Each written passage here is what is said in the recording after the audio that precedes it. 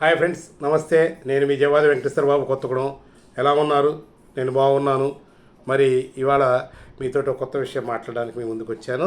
మనం ఇప్పుడు manners and behaviours, ప్రవర్తన సభ్యతలు సిరీస్ చేస్తున్నాం కదా. అందులో భాగంగా ఈ యొక్క సెల్ ఫోన్ మేనర్స్, టెలిఫోన్ మాట్లాడే విధానంలో ప్రజలకి ఇతరులకు కలిగే ఇబ్బందుల గురించి మనం ఇప్పుడు చర్చించుకోబోతున్నాం. దీనికి ముందు నా విజ్ఞప్తి ఏంటంటే, నా ఛానల్ సబ్స్క్రైబ్ చేసుకోండి, చూడండి, ఇతరులకు చూపించండి, షేర్ చేయండి, లైక్ చేయండి. మీకు ఇంకా వేరే టాపిక్స్ ఏమైనా కావాలంటే కామెంట్స్ రూపంలో పంపిస్తే నేను మీకు కొత్త టాపిక్స్ మీద కూడా నేను వీడియోస్ చేసి పంపిస్తాను. నా cell number 9440047870. So coming to the topic. ఇప్పుడు ఈ సెల్ ఫోన్ అనేది చాలా ఇబ్బందికరమైనటువంటి పరిస్థితిని క్రియేట్ చేస్తుంది. ఒకప్పుడు ఈజీ కమ్యూనికేషన్ గురించి ఈ యొక్క విప్లవం కింద వచ్చినటువంటి సెల్ ఫోన్ ఇవాళ మనుషుల ఆరోగ్యాలు దెబ్బతీయడమే కాకుండా ఎన్నో రుగ్మతలకు కారణమవుతుంది. సో ఎన్నో అవాంతరాలకి అది క్రియేట్ చేస్తుంది. ముఖ్యంగా ఏంటంటే, ఒక ఇంట్లో 4-5 సెల్ ఫోన్లు ఉండడం, దాని రేడియేషను, దానివల్ల కలిగేటువంటి ఇల్ హెల్త్లు పక్కన పెట్టేద్దాం. అది కాకుండా ఈ సెల్ ఫోన్ అడిక్షన్ వల్ల మనకు కలిగేటువంటి ఇబ్బందులు ఏంటి, ఎదుటి వాళ్ళకి కలిగే ఇబ్బందులు ఏంటి, నేను మాట్లాడేది ప్యూర్లీ సెల్ ఫోన్ వల్ల కలిగే డిస్టర్బెన్సెస్ ఏంటంటే.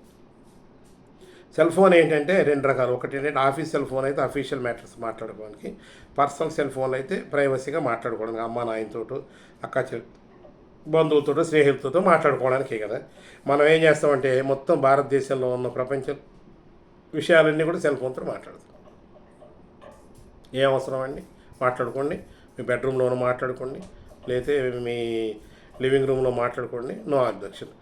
కొంతమంది మహానుభావులు ఉంటారు. వాళ్ళు ఎట్లాంటి వాళ్ళు అంటే, ఇంట్లో మెల్లగా మాట్లాడుతుంటారు, ఫోన్ రాగానే రోడ్డు మీదకి వెళ్తారు. మరి అదే సీక్రెట్ వద్దాం కదా, ఇంట్లో వాళ్ళు వినకూడదనా నీ ఉద్దేశం? రోడ్డు మీదకి వెళ్తే ఏమవుతుంది? రోడ్డు మీదకి వెళ్ళి స్పీకర్ పెట్టి అవతలకి ఇవతలకి మా బస్తీలో వాళ్ళందరికీ నీ గొప్పతనం తెలియాలో, లేకపోతే నీ ఇంట్లో ఉన్న సమస్య తెలియాలో, నీ చేతగానం తెలియాలో, లేకపోతే నీ తప్పులు తెలియాలో అని చెప్పి రోడ్డు మీదకి వెళ్ళి రోడ్లు ఇట్లా మాట్లాడుకుంటూ తిరుగుతూ ఉంటారు, అటు ఇటు అటు ఇటు. ఏం అవసరం అండి అది? దానివల్ల ఏమవుతుందో తెలుసా? నీ కుటుంబం బజార్న పడుతుంది, నీ వ్యక్తిగత జీవితం బజార్న పడుతుంది. ఫ్రెండ్స్ తోటి మాట్లాడుతున్నావా, లేకపోతే క్లాస్మేట్స్ తోటి మాట్లాడుతున్నావా, ఆఫీస్ తోటి మాట్లాడుతున్నా, కుటుంబ సభ్యులతో మాట్లాడుతున్నా, అన్నీ బయటికి లీక్ అవుతారు. వాళ్ళు నేను ఎంత చీప్గా చూస్తారు. రెండో విషయం, ఇక కొంతమంది మహానుభావులు ఉంటారు, సెల్ ఫోన్ పట్టుకొని ఇక మాట్లాడేటప్పుడేమో ఇక్కడ పెడతారు, హాయ్ హలో హలో అంట. వినేటప్పుడే ఇక్కడ పెడతారు. వాళ్ళని చూస్తుంటే నాకు నవ్వు వస్తుంది. ఎందుకు మాకు వినబడుతుంది, వాళ్ళకి ఎందుకు వినబడుతుంది? సో అది వాళ్ళకి ఆనందమేమో కానీ చూసే వాళ్ళ కాన్సన్ట్రేషన్ అంతా దెబ్బతింటూ ఉంటుంది. ఇక కొంతమంది మహానుభావులు పాపం ఇంట్లో మాట్లాడుకోలేక రోడ్డు ఎక్కాక ఫోన్ తీస్తారు. ఫోన్ తీసి రోడ్డు మించి బయలుదేరా, వాకింగ్కి పోతేనో, ఆఫీసుకి పోతేనో, స్కూటర్ మీద పోతేనో, మోటార్ సైకిల్ మీద పోతేనో, కారులో పోతేనో, అంతసేపు ఏం వ్యవహారాలు లేనట్టు కంటిన్యూషన్ మాట్లాడుకుంటూ వెళ్తూ ఉంటారు. వెనకాల హార్న్ కొట్టని, అరవని, సావని, వాడు సావు వాడు సావాల్సింది, వీళ్ళు పక్క జరగరు, వినరు. పొరపాటున గుద్ది యాక్సిడెంట్ అయితే సస్తారు. నువ్వు చస్తే చచ్చావు, పుణ్యం చేస్తే స్వర్గానికి పోతావు, పాపం చేస్తే నరకానికి పోతావు. కానీ నీ వెనకాల వచ్చి అవసరం లేకుండా నీతోటి వ్యక్తిగత ఇబ్బంది పడ్డోళ్ళు పోలీస్ స్టేషన్, కోర్టులో తిరగాల్సి వస్తుంది. చాలామంది ప్రాణాలు కోల్పోతారు ఈ సెల్ ఫోన్ మాట్లాడడం వల్ల.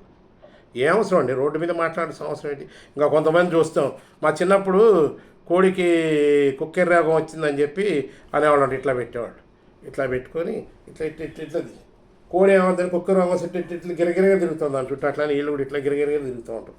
ఇంకా కొంతమంది మహానుభావులు వచ్చారు ఇప్పుడు. ఆ మహానుభావులు ఏం చేస్తారంటే, ఈ హెల్మెట్ ఉంటుంది కదా, హెల్మెట్ లోపల ఫోన్, పైన హెల్మెట్. అంటే చూసేవాడికి సెల్ ఫోన్ మాట్లాడుతాడు అని ఆయన భయం కనిపించదు, సెల్ ఫోన్ డ్రైవింగ్ లాగా ఉండదు. కానీ మీరు చేసే పని సెల్ ఫోన్లో మాట్లాడుకుంటే ఆల్రెడీ హెల్మెట్ వల్లే నీకు 20-25% సౌండ్ తగ్గిపోద్ది. ఇంకా నువ్వు ఇది పెట్టుకొని వెళ్తే బాహ్య ప్రపంచంలో ఏం జరుగుతుందో తెలియదు, వాళ్ళు వచ్చి గుద్దేవారు.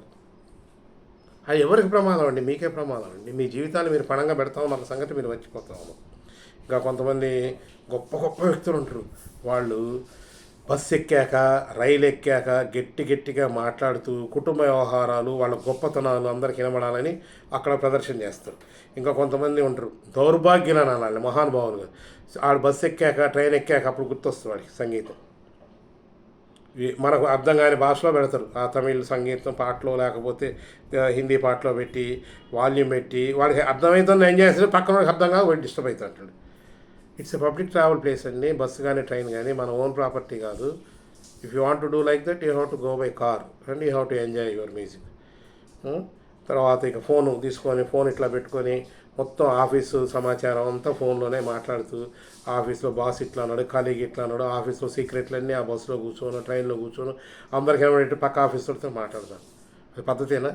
నీ కన్నతల్లి లాంటి సంస్థ పరువు తీస్తాను, కుటుంబం పరువు తీస్తాను, నీ వ్యక్తిగత పరువును బజార్లో పెడతాను, నీకు అవసరం లేని బ్యాషాలకు పోయి నీ ఆ మ్యూజిక్లు సంగీతాలు పెట్టి ఎదుటోళ్ళు డిస్టర్బ్ చేస్తాను, ఎదుటోళ్ళకి నరాలు తెగిపోయేంత కోపం వస్తామంటే కొడదామన్నంత కోపం వస్తుంది.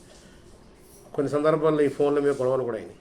మరి ఇవన్నీ ఎందువల్ల అవుతాయి? ఫోన్ని మిస్యూజ్ చేయడం వల్ల అవుతాయి. అది ఏంటి, వాళ్ళు సమాచారం ఇచ్చిపుచ్చుకోవడానికి ఫోన్ కనిపెడితే నువ్వు దాన్ని ఒక గ్రామ్ ఫోన్ రికార్డ్ లాగా మైక్ లాగా వాడేసుకుంటే ఎట్లాగా? పెట్టుకోండి, ఇయర్ ఫోన్స్ పెట్టుకోండి. ఇప్పుడు చాలామంది బస్సులో వెళ్ళేటప్పుడు ఇయర్ ఫోన్స్ ఫ్లెక్స్ పెట్టుకొని వాళ్ళ మ్యూజిక్ వాళ్ళు ఇంట్లో వాళ్ళు మాట్లాడుకుంటారు, ఓకే. అట్లనే మీరు కూడా డిసిప్లిన్ మెయింటైన్ చేయండి, ఆ డెకోరం మెయింటైన్ చేయండి. ఇంకా కొంతమంది వాకింగ్ వెళ్ళేటప్పుడు చూడాలి, ఫోన్ చేతితో పట్టుకొని పెద్ద పాటలు పెట్టుకొని వీళ్ళే ఇక ఏవి భక్తి పారవస్యంతో పొంగిపోతున్నట్లు, లేకపోతే మొహమ్మద్ రఫీనో జేస్దాసో లేదా ఘంటసాలలో ఫీల్ అయిపోతూ రోడ్డు మీద క్రిస్ క్రాస్ చేసుకొని ఇష్టం నడుచుకుంటూ వెళ్ళి యాక్సిడెంట్స్కి గురవుతారు. నువ్వు యాక్సిడెంట్ అవ్వడం కంటే వెనకాల ఇబ్బంది పడతాను నేను. తర్వాత ఏమవుతుందంటే మీకు తెలియకుండా మీరు ఎదుటి వారి యొక్క కాన్సన్ట్రేషన్ని అట్రాక్ట్ చేస్తారు. మీ బలహీనతలను తెలుస్తాయి. మీరు ఒంటరిగా నడుచుకుంటూ ఈ సెల్ ఫోన్ మాయలో ఉంటే మీ చైన్ స్నాచింగ్ జరుగుతుంది, మీ ఫోన్ స్నాచింగ్ జరుగుతుంది, మీ మనీ పర్సులు స్నాచింగ్ జరుగుతుంది, బస్సులో ట్రైన్లో మీ మనీ పర్సులు పోతాను, మీ చైన్లు పోతాను. ఎట్లా పోతానంటే ఇట్లానే పోతాను, మీ కాన్సన్ట్రేషన్ దాంట్లో ఉంది. అది కాకుండా నేను అడుగుతాను, కూరలు, వంటలు, లేకపోతే వడ్డానాలు, లేకపోతే ఆఫీస్లో ఫైల్స్ విషయాలు, అయితే ఫలానా మాల్లో ఫలానా వచ్చింది, ఫలానా సినిమా ఓటీటీ ఈ మాట్లాడుకోవాలి. సెల్ ఫోన్ ఇచ్చింది మీకు, అది కూడా పబ్లిక్ ప్లేస్లో మాట్లాడుకున్నా సెల్ ఫోన్ ఉంది మీకు కాదు కదా. ఒకవేళ నిజంగా మాట్లాడండి, ఇంటికి వెళ్ళాక మాట్లాడుకోండి. ఇంటికి వెళ్ళాక కూడా ఇవాళ ఎవరు మొగుడు పిల్లలు ఇద్దరే ఉంటారు, పిల్లలు స్కూల్ నుంచి వచ్చాక లేదా వాళ్ళు పడుకున్నాక మాట్లాడుకోండి. ఇంట్లో భార్యాభర్తలతో మాట్లాడుకోవడం తగ్గిపోయి సెల్ ఫోన్లో మాట్లాడుకోవడం ఎక్కువైపోయింది. ఆ సెల్ ఫోన్లోనే మన కాపుతాపాలు చూపిస్తారు. ఇంకో గొప్ప విషయం ఏంటంటే మీరు సెల్ ఫోన్లో ఎంత ఎక్కువ మాట్లాడితే అంత కొంతమందికి ప్రయోజనం.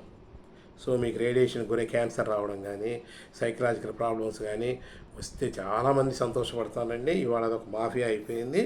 ముఖ్యంగా ఏంటంటే మీకు రోగం వస్తే డాక్టర్ దగ్గరికి వెళ్తారు కదా, పాపం డాక్టర్ గారే మీకు రోగం రావాలని కోరుకోడు, కానీ మీరే రోగం తెచ్చుకొని ఆయన దగ్గరికి వెళ్తారు కదా. మరి ఏం చేస్తారు ఆయన? ఎలాగనే ఏం చేస్తారు, బాబు నువ్వు వెళ్ళి ఈ టెస్టులు చేసుకురా, ఈ టెస్ట్లో ఏం లేదా, సిటీ స్కాన్లో కూడా ఏం లేదు నాన్న, ఎంఆర్ఐ చేయించుకురా.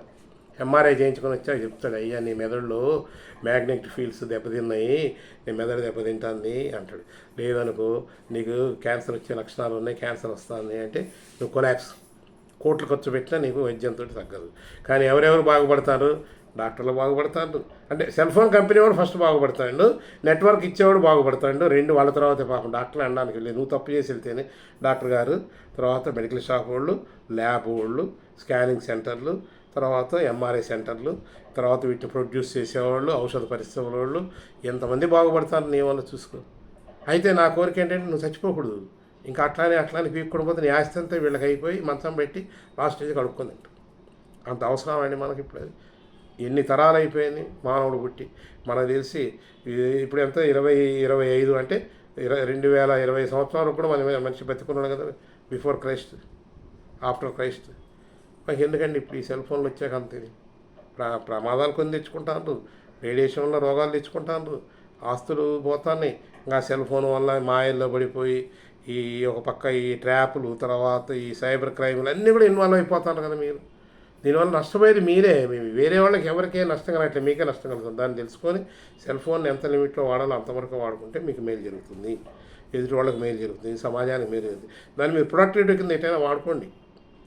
పోనీ అందులో ఏమన్నా గరికిపాటి వారియో, లేకపోతే ఇంకెవరైనా ఎండమూరి వీరేంద్రనాథ్ గారియో, లేకపోతే బివి పట్టాభిరావు గారు లాంటివి అట్లాంటివి వింటానంటే అట్లాంటివి వినట్లేదు.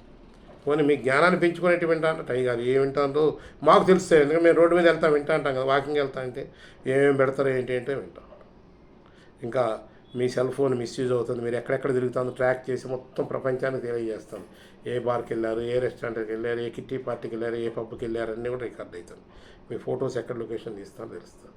మీ ప్రైవసీ మొత్తం బజార్ పాలైపోతుంది. ఎవరికి నష్టం? మీకే నష్టం. సో దయచేసి సెల్ ఫోన్ ఎంత మటుకు వాడాలో అంత మటుకు వాడండి. రోడ్డు మీదకి వెళ్ళాక తీయొద్దు, డ్రైవింగ్లో అస్సలు తీయొద్దు. Cell phone driving strictly prohibited. ప్రమాదాలకు గురవుతున్నాయి, ప్రాణాలు కోల్పోతూ ఉన్నారు, దేశ సంపద కోల్పోతుంది, ఆస్తి నష్టం జరుగుతుంది. కాబట్టి అట్లా చేయకండి. ఇంకొకటి ఏంటంటే ఏదైనా మాట్లాడాలనుకుంటే రోడ్డు మీదకి వెళ్ళి మాట్లాడకండి, మీ ఇంట్లో మాట్లాడుకోండి. మీ ఇంట్లో కూడా అందరూ ఉంటే వాళ్ళకి ఇబ్బంది కలగకుండా మీ గదిలో మీరు మాట్లాడుకోండి. తలుపులు వేసేసుకొని ఏసీ వేసుకొని మాట్లాడుకోండి. పోతే మీరు ఒక్కరు పోతారు, ఇప్పుడు అందరిని తీసుకుపోతారు. సో ఈ సెషన్ నచ్చితే మీ కామెంట్స్ రూపంలో తెలియజేయండి. అదేవిధంగా మా ఛానల్ సబ్స్క్రైబ్ చేసుకోండి, షేర్ చేయండి, లైక్ చేయండి. మీకు వేరే టాపిక్ ఏది కావాలో మీరు కామెంట్స్ రూపంలో తెలియజేస్తే నేను మళ్ళీ ఆ వీడియో చేసి పెడతాను. ధన్యవాదాలు.